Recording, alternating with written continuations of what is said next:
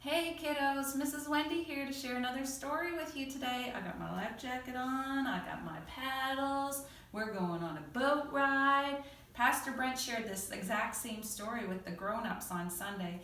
Guess we're spending too much time together, we're starting to think the same. Raise your hand if you like to go in the boat.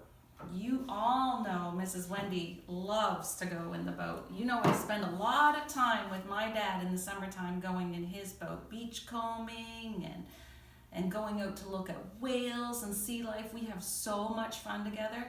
But my dad knows that when the waves start to get high and the wind starts to blow, he knows he needs to take his little girl to shore. Mrs. Wendy doesn't like to be out on the water when the wind is blowing and the waves are big and high. So this story is about Jesus and his disciples and a time that they endured a storm out on the water. It's called the storm that stopped. So let's listen to how Jesus stopped the wind and the waves. One day long ago, Jesus was teaching people by the sea. Soon some more people arrived, then others, then more and more and more. There were people everywhere. That wouldn't be allowed today. Not today. We can't be all together. That's why Mrs. Wendy's reading this book to you online. The crowds were just too big. No one could see Jesus, and no one could hear Jesus either. Look at this. Be quiet. I can't see. Give me some room. So Jesus asked his friends, the disciples, to push their boat out into the water. Jesus wanted some physical distance from the crowd. He sat in the boat, and the huge crowd spread out along the beach. Now they could all see and hear Jesus as he told them all about God. When he finished teaching the people, Jesus said to his friends, "Let's go over there to the other side of the sea." Jesus had finished teaching the crowd, and now he had something to teach his friends. But they didn't know it yet, so they all jumped in the boat with him and set a sail across the sea. Sounds so much fun. This part sounds so much fun to Mrs. Wendy. I would have been right there in that boat going for a nice leisurely boat ride across the sea. Jesus was tired. He'd been teaching the people all day, so he laid down in the back of the boat and fell fast asleep, something I've also done in the boat. It was a quiet evening. The water gently lapped against the boat, and the sun slowly set in the sky. Jesus was sleeping, and the disciples were quietly talking. Then, all of a sudden, look, they were in the middle of the biggest, loudest, scariest, most ginormous storm you could imagine. Look here.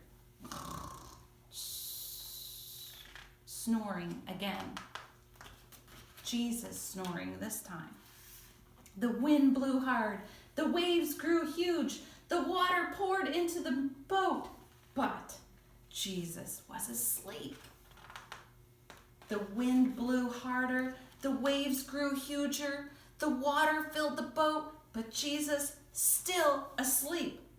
Look at his friends. They're shaking him. Jesus!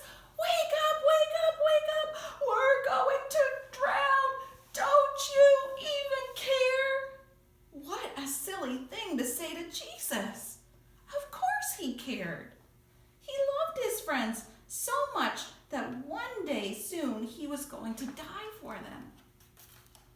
Jesus did something amazing. He didn't help his friends pour the water out of the boat. He didn't help them try to row back to land. Jesus simply spoke. What do you think were the words that he spoke? He didn't speak to the disciples. He spoke to the storm, to the wind, and to the waves. He just spoke. He didn't yell. He didn't scream. He didn't holler. He said, quiet. Be still. You say it. Go, shh. Quiet. Be still. That's all that Jesus said to the storm. Just 3 little words, and the storm stopped. Right away, at that very moment, the sea was quiet and still and calm. Then Jesus looked at his friends. Why are you so afraid? Do you still not trust me? That might be something Jesus would ask us these days. Why are we still afraid? Why don't we trust him? But they were terrified and they asked each other, who is this, that even the wind and the waves obey Jesus? The disciples had just seen Jesus do the same things that God can do. So what is the answer to their question? Who is Jesus?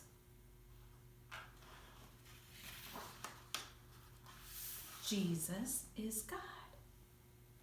That's the important page. That's the important one. Jesus is God. And look at the picture. It shows that Jesus' hands has the world in his hands. And God has the world in his hands right now. His ginormous hands. We are all in his hands. So bow your head, close your eyes. We're going to pray. And I got to congratulate some of you doing much better closing your eyes. I'm very impressed. Say, dear Jesus, help my heart to be quiet and still in these different days.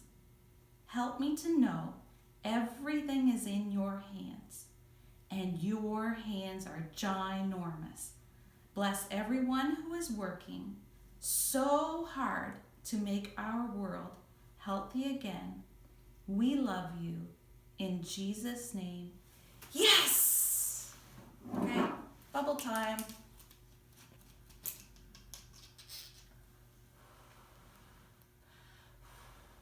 Love and miss you.